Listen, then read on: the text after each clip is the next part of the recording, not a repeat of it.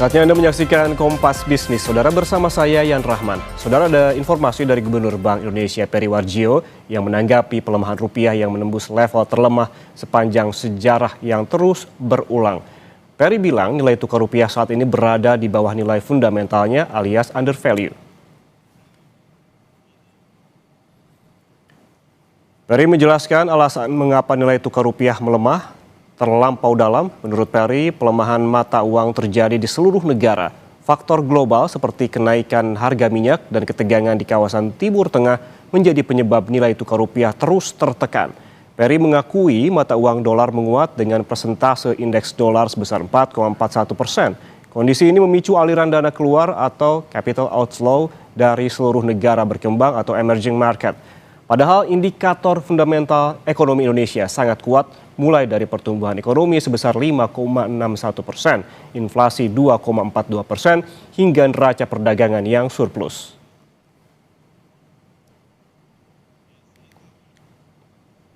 Secara fundamental rupiah itu kan under value. Ukuran fundamental rupiah itu apa sih? Pertumbuhan ekonomi, Pak Menteri tadi menyampaikan 5,61, Pak Menteri ya, salah satu yang tertinggi di G20.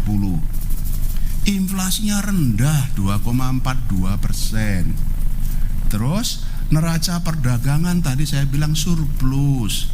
Cadangan devisa juga kita tinggi. Bu Ketua OJK, kredit juga tumbuh tinggi. Jadi secara indikator itu fundamental ekonomi kita tuh kuat.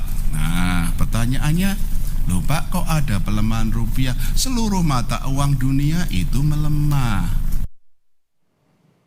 Data dari Gisdor Bank Indonesia, Saudara, ini terpantau rupiah menguat tipis pada perdagangan Kamis kemarin ke level 17.324 per dolar Amerika Serikat pada penutupan perdagangan. Angka ini adalah yang terkuat selama sepekan terakhir, di mana pergerakan rupiah masih berada di level 17.400-an pada 30 April dan 4 Mei. Pada 5 dan 6 Mei menguat ke level 17.300-an, ini masing-masing di 17.368 dan 17.378 per dolar Amerika Serikat.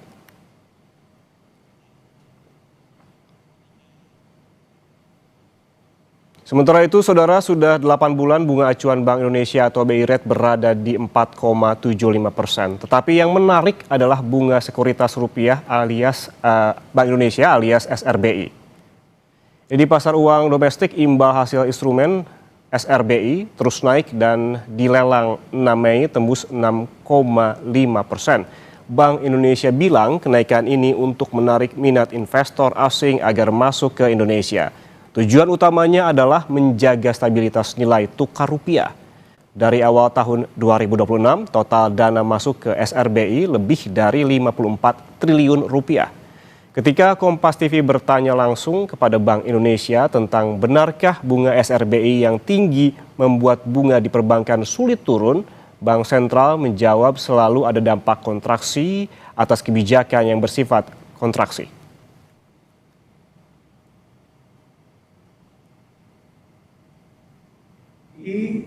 Suku bunga SRBI ditingkatkan untuk menarik inflows dari investor asing.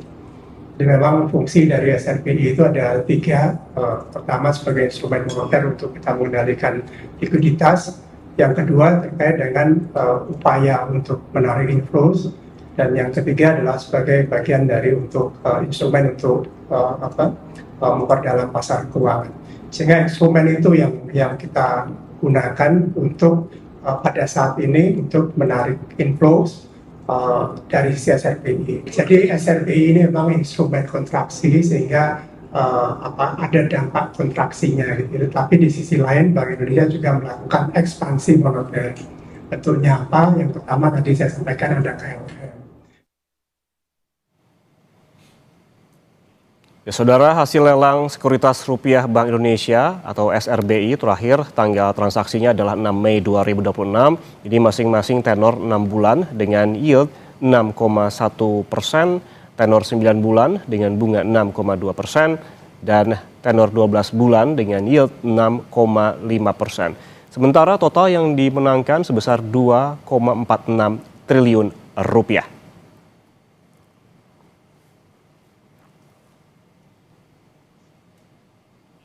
Saudara Menteri Keuangan Purbaya Yudisadewa mengaktifkan dana stabilisasi obligasi atau Bond Stabilization Fund. Ini adalah instrumen kebijakan yang diyakini dapat memperkuat nilai tukar rupiah.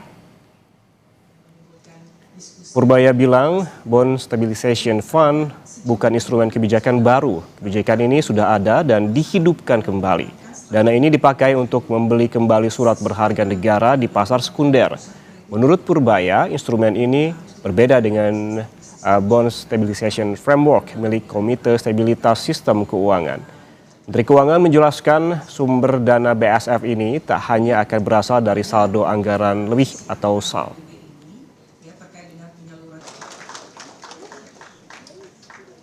Dasarnya saya hanya ingin lihat aja supaya bondnya marketnya relatif stabil, jangan gampang digoyang oleh investor asing, itu aja. Nanti kerjanya juga pasti koordinasi dengan bank sentral, tapi dananya ada.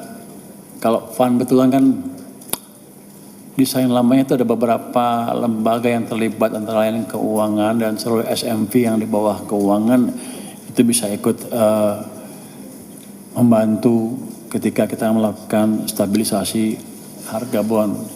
Itu utama, jadi bukan SAL saja. Dan kalau lihat volumenya yang keluar selama ini kelihatannya nggak besar-besar amat, harusnya sih dana kita cukup. Urgensinya cuma itu, menjaga harga bond kita supaya stabil, supaya tidak menimbulkan kegaduhan di pasar modal kita.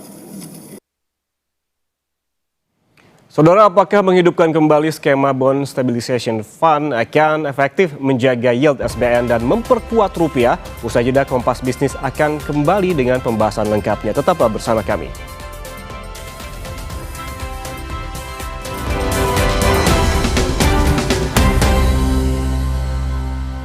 Terima kasih Anda masih bersama kami di Kompas Bisnis, Saudara. Menteri Keuangan Purbaya Yudisadewa akan menghidupkan kembali skema Bond Stabilization Fund atau BSF. Langkah ini untuk menjaga bunga SBN dan memperkuat rupiah. Seberapa efektif dan seperti apa skema ini akan berjalan? Kita langsung tanya kepada ekonom senior Lembaga Pengembangan Perbankan Indonesia, Rian Kirianto. Selamat pagi, Pak Rian. Selamat pagi, Mas Ian. Pak Rian, ini pertanyaan sebetulnya cukup mendasar yang perlu dijelaskan begitu. Karena ada yang membingungkan. Kementerian Keuangan ingin berperan menstabilkan rupiah, padahal tugas utamanya pertumbuhan ekonomi. Sedangkan Bank Indonesia yang bertugas menstabilkan rupiah dibebani pertumbuhan ekonomi. Kenapa seakan jadi kebalik-balik begini ya Pak? Kalau keduanya mau jaga rupiah, siapa yang bertugas mengenjot pertumbuhan seharusnya? Oke, ini pertanyaan fundamental yang memang sangat konstruktif ya.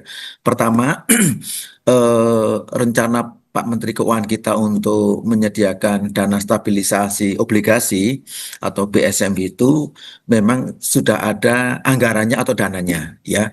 Mungkin beliau baru ternyata beliau bisa melakukan apa yang seperti yang dilakukan Bank Indonesia sebagai bank sentral selama ini, yaitu Kemenkyu ya sebagai pemegang otoritas fiskal itu punya semacam tanda petik amunisi untuk membantu menstabilkan nilai tukar rupiah.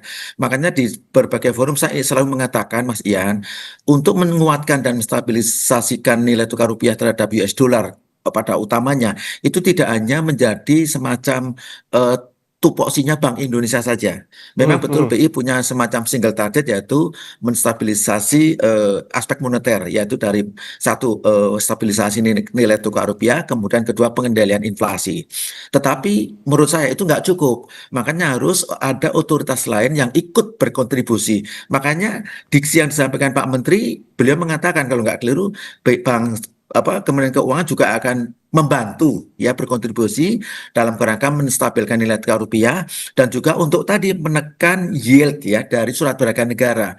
Nah, apa artinya? Artinya apa seperti yang dilakukan oleh Bank Indonesia yang sewaktu-waktu dalam kerangka stabilisasi nilai tukar rupiah, lalu BI bisa melakukan namanya OM, operasi moneter ya. Itu juga bisa dilakukan oleh Kementerian Keuangan karena Kementerian Keuangan juga punya nggak tahu dari SAL atau dari apa itu Special Mission Vehicle SMV ya, itu bisa dilakukan. Tentu yang penting, nah ini Mas Yan, saya jawab pertanyaan dengan yang penting itu semua itu dalam kerangka frameworknya KSSK.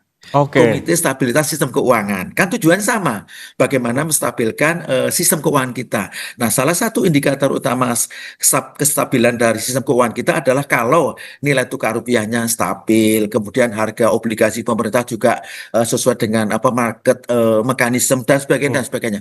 Nah, itulah maka di dalam praktek nanti di lapangan tentu harus ada semacam sinkronisasi atau harmonisasi kapan BI masuk, kapan BI keluar, kapan Kementerian Keuangan masuk, kapan Kementerian Keluaran. Nah, disinilah karena tone daripada fiskal moneter, fiskal authority yaitu Kementerian Keuangan itu adalah bagaimana membantu pertumbuhan ekonomi tetap berlanjut di tengah dinamika eksternal yang luar biasa. Di satu sisi BI juga peran bagaimana menstabilkan nilai tukar rupiah karena BI punya misi tadi, misi tunggal yaitu stabilisasi. Nah, namun demikian BI juga merasa punya peran loh, punya space untuk membantu juga mendorong pertumbuhan. Makanya Mas Yan, mohon maaf, BI itu punya semacam apa ya namanya, maaf, bauran kebijakan, ya. Bauran kebijakan apa? Satu untuk mendorong pertumbuhan ekonomi yang kita kenal dengan istilah pro-growth policy, itu BI menggunakan jalur atau kanal macroprudential policy. Diperkuat dengan payment system policy. Itu clear ya.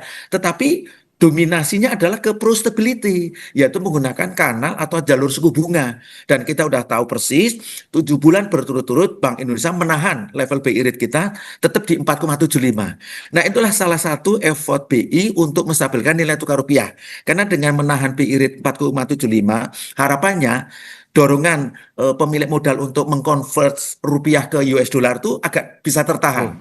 Paralel dengan itu, mungkin Pak Purbaya selaku Menteri Keuangan juga punya apa ya namanya punya pengharapan bahwa aku juga bisa membantu kalau menstabilkan nilai tukar rupiah dengan cara tadi beliau menyediakan namanya BSF plus itu juga bisa juga membantu apa namanya tanda petik ya biaya yang dikeluarkan oleh APBN karena kupon daripada SBN-nya itu bisa ditekan lebih rendah. Ini berarti seperti itu mekanismenya.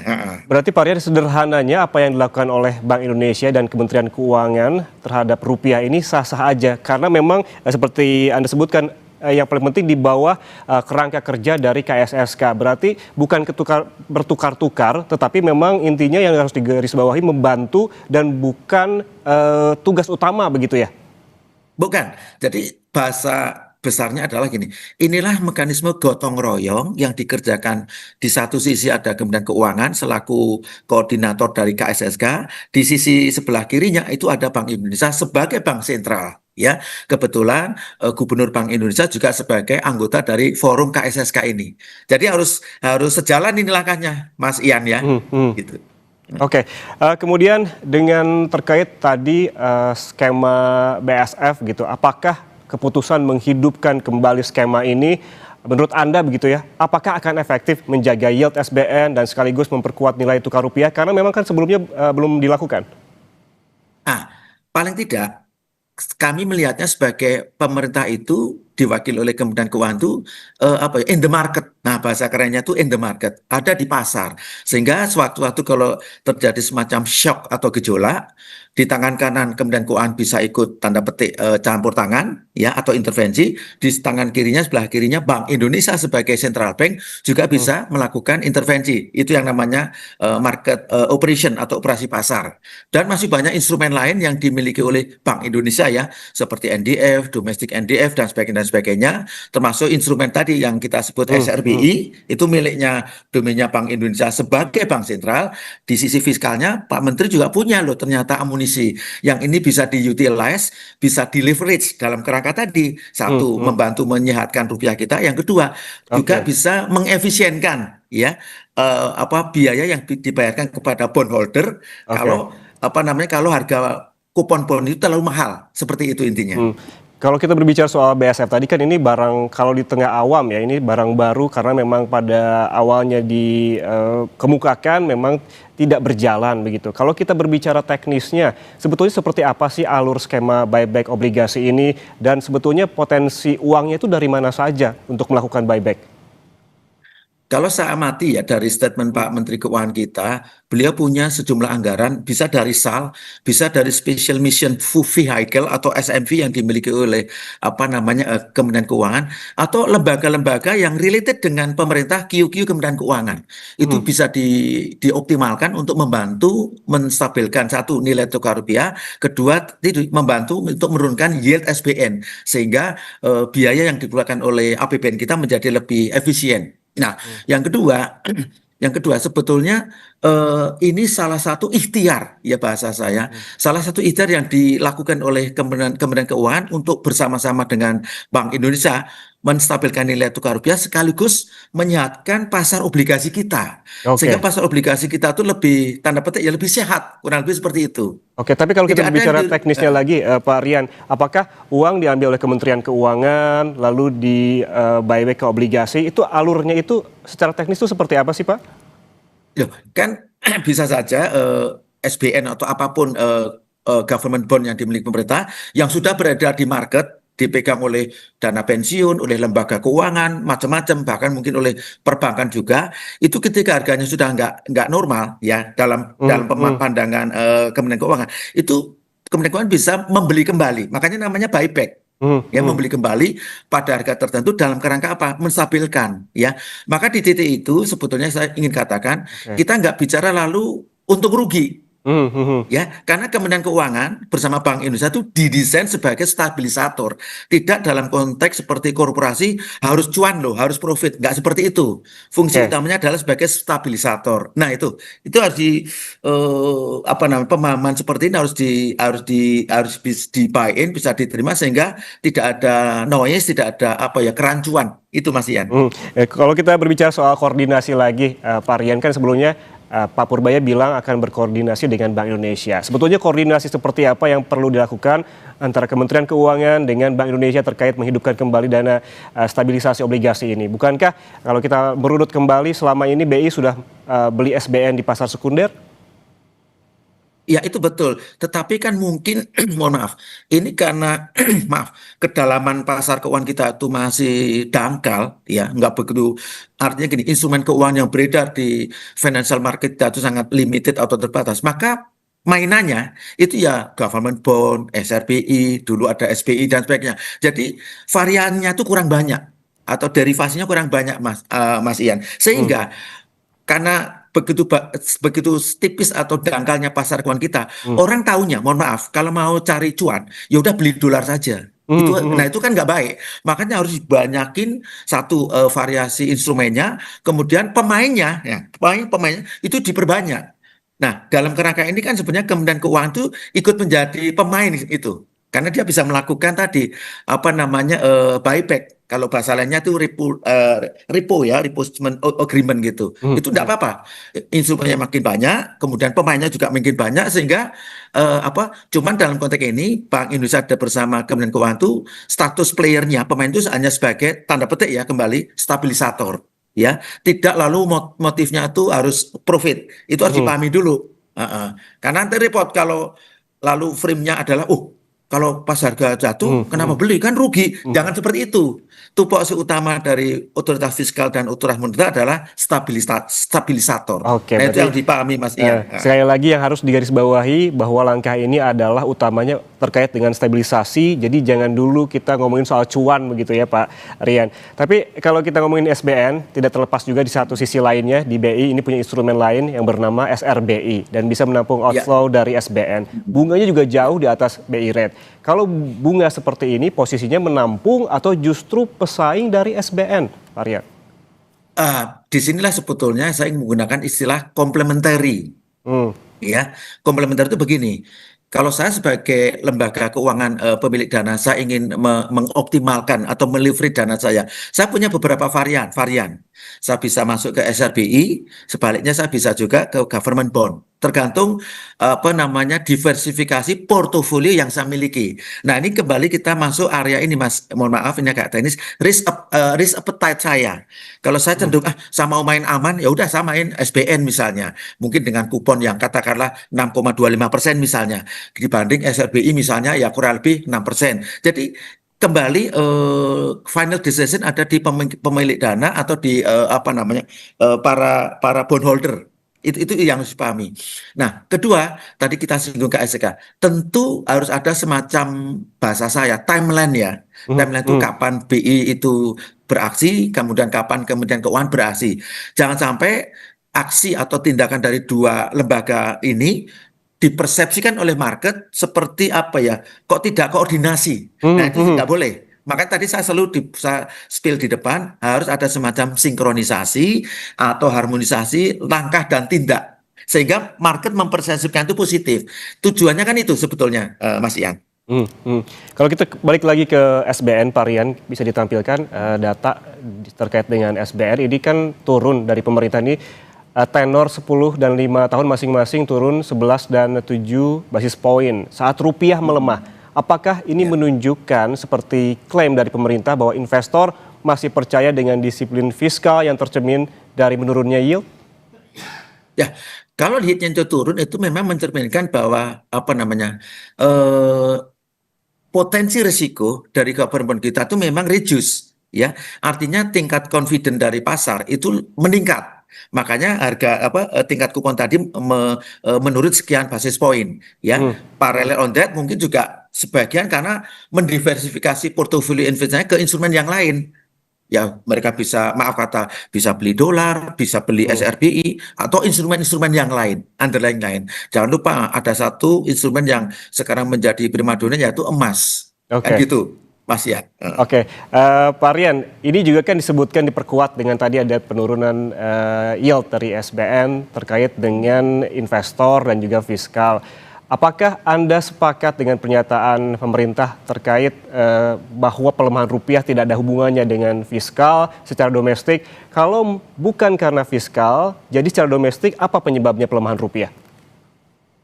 Saya harus menjawab, mungkin mayoritas tekanan rupiah kita memang dari faktor eksternal.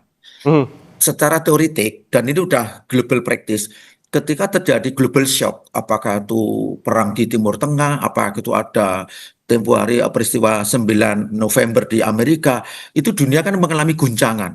Maka persepsi orang, itu cara yang paling aman untuk mengamankan aset-aset mereka, belilah aset dengan underlying currency itu US dollar. Itu udah normal, itu udah global perception di mana itu terjadi di mana-mana.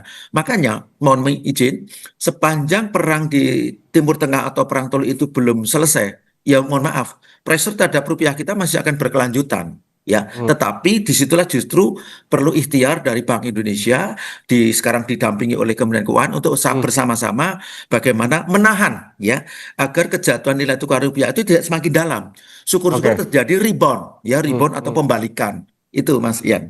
Oke, Pak Rian, terakhir ini, selain BSF yang sempat tadi kita bahas begitu, Menteri Keuangan juga berencana menerbitkan surat utang global berdenominasi renminbi Tiongkok alias Panda Bond begitu. Ini yang jadi perbincangan juga. Menurut Anda seberapa efektif ini akan meminimalisasi ketergantungan terhadap dolar Amerika Serikat? Itu hanya salah satu ikhtiar. Ya, jadi dalam jangka pendek memang kita belum bisa melakukan semacam assessment ya apakah ini efektif atau tidak. Tapi bagi saya ini ikhtiar yang dilakukan oleh pemerintah dalam kerangka mendiversifikasi atau memvariasi begitu banyak instrumen. Ada Komodo Bond, ada Samurai Bond, ada Yankee Bond, sekarang ada Panda Bond dan sebagainya. Jadi choice itu ada di investor. Maka global investor itu lalu persepsinya tidak hanya melulu saya mau beli obligasi internasional yang underlying currency-nya harus US dollar. Nggak begitu. Maka di spread itu disebar ya atau di spreading, ada yang dalam bentuk underlying-nya itu renminbi atau yuan, satu lagi mungkin ada di yen, ada lagi mungkin pakai US dollar, mungkin ada pakai yang euro, mungkin ada pound sterling, macam keragamannya. Kita bicara dalam perspektif global investor, Mas Yan. Jadi itu pilihan yang saya kira patut kita apresiasi. Ada varian begitu banyak pemerintah mengisu ya government bond, baik itu untuk investor China atau mungkin investor Eropa, investor Amerika, termasuk investor Asia sendiri. Oke, sebetulnya banyak langkah begitu yang bisa dilakukan pemerintah terkait dengan tidak ketergantungan dengan dolar dan juga terkait juga penguatan rupiah, termasuk ini seperti Pak Rian bilang soal ikhtiar dalam kerangka diversifikasi yang patut juga diapresiasi. Terima kasih Rian Kirianto, ekonom senior LPPI atas waktunya bersama kami di Kompas Bisnis. Terima kasih, Sehat Mas selalu. Ian. Ya.